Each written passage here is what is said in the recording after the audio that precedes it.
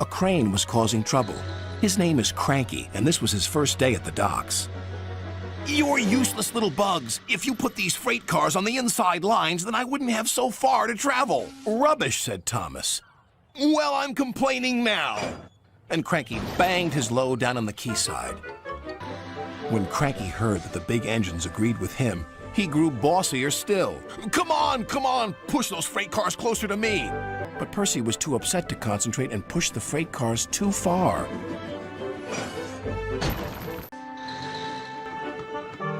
"Push your freight cars onto the outside line. It's easier for me to load up." So Thomas did. But Cranky left the loads beside the freight cars. "You must have known my arm can't reach you there," complained Cranky. Cranky and the engines were trapped at the docks.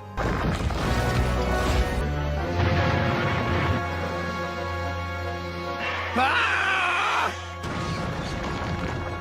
I can't!" called Cranky. "And then you can help the engines." "Oh, please hurry," cried Cranky, "and tell them I'm sorry I was rude to them." And it wasn't too long before Cranky was upright again and clearing the wreckage. "Well, I had to be rescued before I could help you, but I never thought it would be by a couple of Cranky was about to say bugs. Small engines, thank you. I'll never be rude again. However, you two mites are in my way, so move over." "Don't move! You're still attached to Cranky!" But it was too late. But ever since that stormy night, he never calls them bugs or mites, because he knows they might bite back. All the engines were working hard, pushing and pulling freight cars about. One morning, Percy was late. "These ships can't be kept waiting. They have important cargo.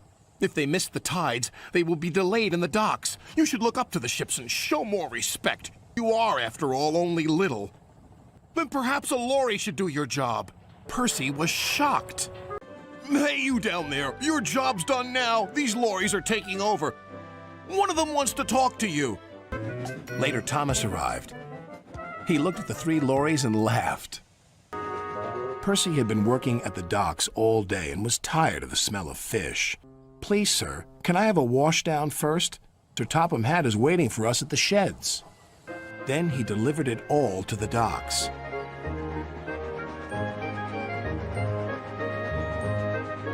When Henry arrived at the docks, Cranky the Crane looked down on him.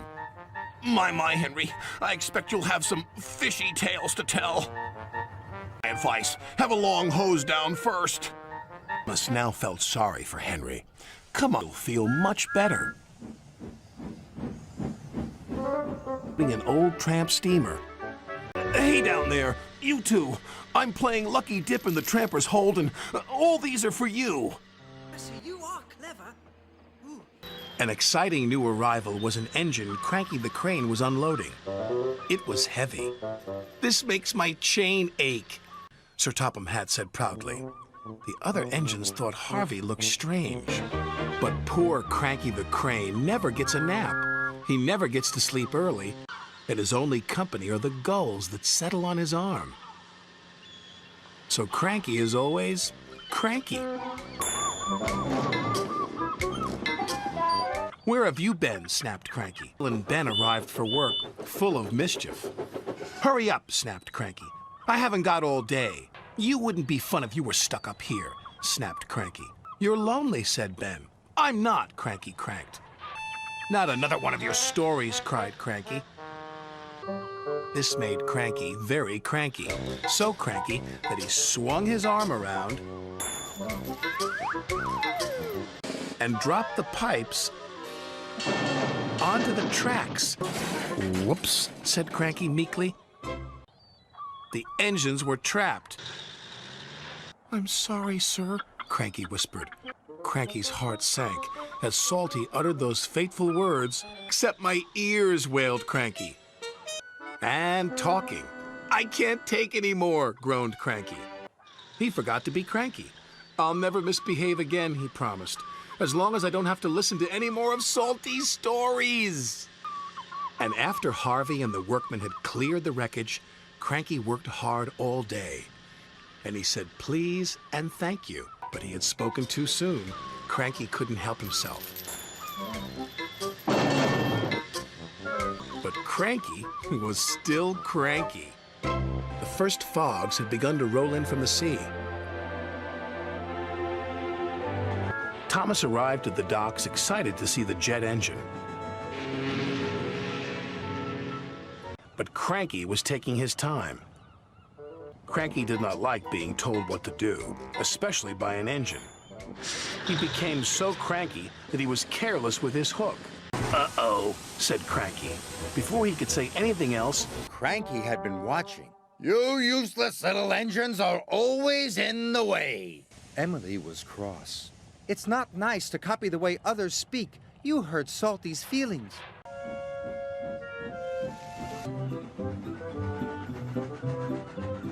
And arrived there just in time. Axles ache.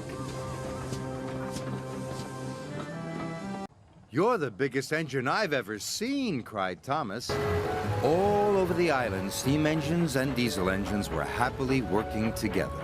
He could hear the sound of the troublesome trucks giggling at him. At the docks, Percy's first job was collecting pipes from Brendam docks. "I'll take as long as I like," said Cranky, and he went slower than ever. He hadn't waited for the pipes to be tied down. Gordon squeaked and rattled and knocked all the way to Brendam docks. They had never heard an engine make such awful noises. Cranky was unloading the circus. There were trailers and horse boxes. Thomas buffered up to collect the coaches. "Do you want a wheel there, matey?" asked Salty cheerfully. And Thomas took the biggest puff he could and slowly pulled away.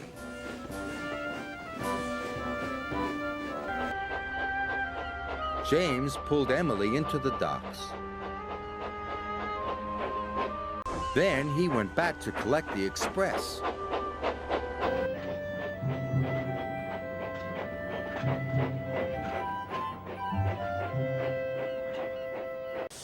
As soon as he delivered the first freight cars, Thomas went back to collect the next 5. His axles ached and his buffers were bashed, but he got to the docks just in time. Thomas was very happy to say goodbye to the fish. Thomas was proud, but he still had the smell of fish in his funnel, and he couldn't wait to be clean. Percy arrived at Brendam docks just as Cranky unloaded his special delivery. "What's so special about a carpet?" he wheezed gloomily. "No, Percy," said Salty. "Other magic words like hey presto, hocus pocus, and abracadabra." But as Percy puffed away, the carpet unrolled, as if by magic. But when Thomas arrived at the docks, he was worried. The bridge section was very long. His heavy load started to move. These engines who try to do things better. Friends at Brendam docks.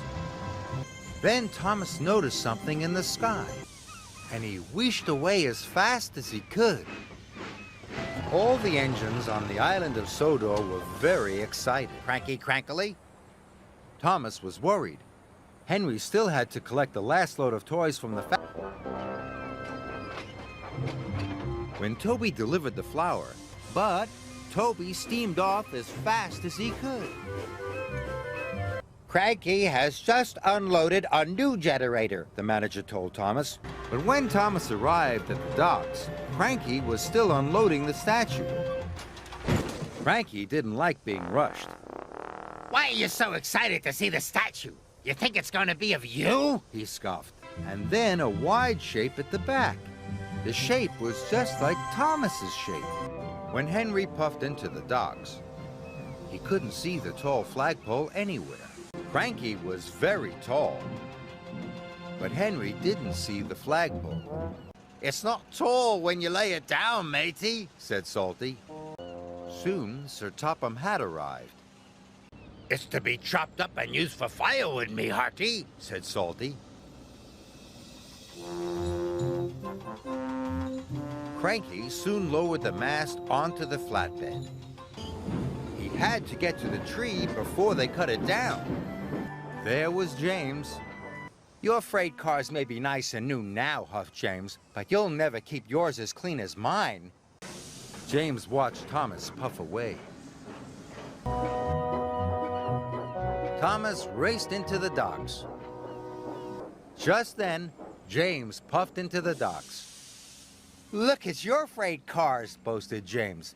Just then, Cranky's cable snapped. He dropped. Bother, huffed James. And all the trucks agreed. At the docks, Thomas had shunted Edward's freight cars into place for him.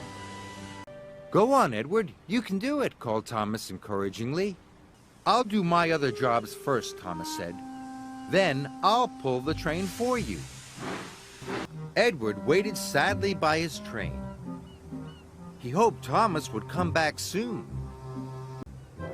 Edward was very pleased to see him. Don't worry, Edward, puffed Thomas. And Thomas pulled away with a long line of freight cars. Percy got to the docks just in time.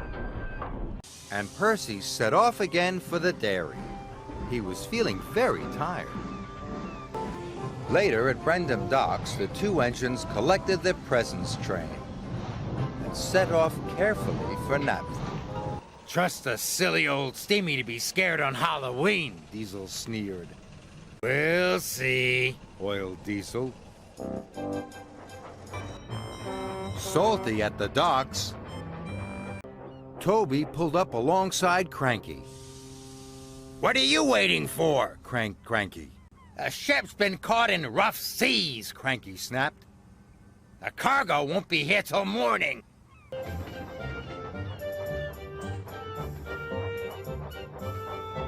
Gordon and Thomas were already there. My name's Rocky. The crane smiled at Edward. Can I come with you? Asked Rocky. I could help you with those heavy pipes. And he puffed off quickly, before the pipes had been properly tied down. Edward steamed into the docks. Rocky, we need your help, he whistled. It's an emergency. Go get him, Edward. Brendam Docks is a very busy place. Engines bring freight cars. Thomas was to take the Admiral to open the new Maritime Museum.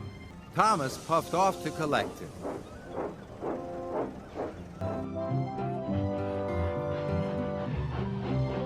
The engine's lamps burned brightly.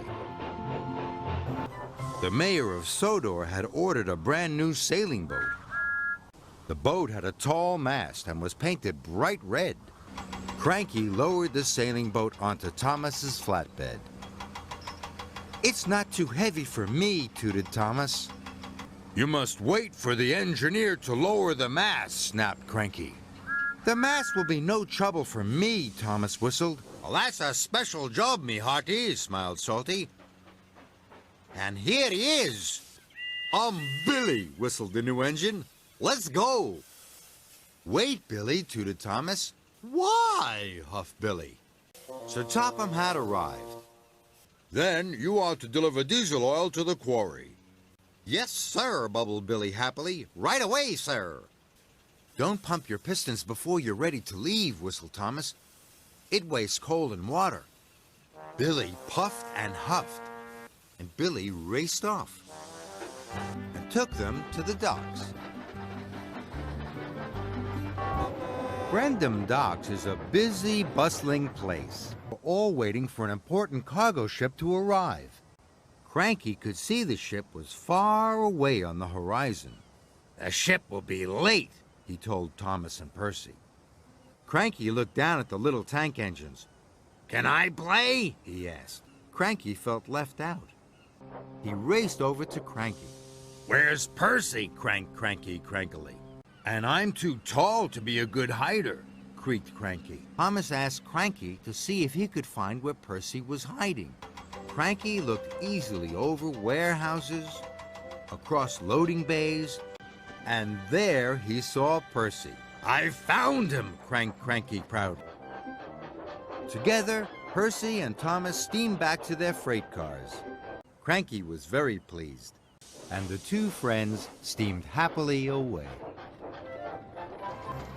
Sir Topham Hatt had chosen Thomas to take the car from the docks to the Sodor show. Rocky was slowly lowering the car onto a flatbed. Sir Topham Hatt chose me to take the brand new bandstand, huffed Gordon, and I'm ready to go. "Pah!" snorted Gordon, and he chuffed off grandly. Thomas pumped his pistons, ready to race. He didn't wait for the dockmen to connect the couplings, and Salty was carefully shunting wagons of fish at Brendam Docks. When he arrived at the docks, Diesel was there being unloaded. "And this is the most stinky Sodor cheese I have ever smelled." Just then, Harry and Bert arrived at the docks. They were shiny, clean, and fresh from the washdown. Percy collected the lights from the docks, and he set off for the town hall. Sir Topham Hatt arrived at Brendam Docks to meet the new engine. Even Cranky was excited. This is Stanley. Good morning. Then Sir Topham Hatt arrived. Cranky lowered the water wheel onto Edward's flatbed. It had a shiny brass rim that gleamed in the sun. And very slowly, Edward pushed his special out of the docks. Rosie puffed alongside the Carnival Special. "Hooray! I'm pulling the Carnival Special!" But Rosie had left half of it behind with Emily. Henry hadn't arrived, so the docks manager asked Salty to take the woodsman. One morning, Thomas puffed into Brendam Docks. Sir Topham Hatt was waiting. "Hello." "Howdy, Thomas. Now, you look like one of the finest little engines I've ever seen." Hank meant to be helpful, but it made Thomas cross. "No, thank you. I'm strong enough to pull much heavier loads than this." But Emily made it to Brendam Docks with her load. That made Emily very proud. "Excellent, Emily," she thought. "I like that." The storm has blown some metal tanks across the runway. Then Murdoch puffed alongside Emily. "I'm not going on that track. It's much quicker to go through the forest. I'm Excellent Emily. I can make it through." Thomas was coupled up to his large load to take to Great Waterton. But Thomas steamed stronger. I can't! Called Cranky.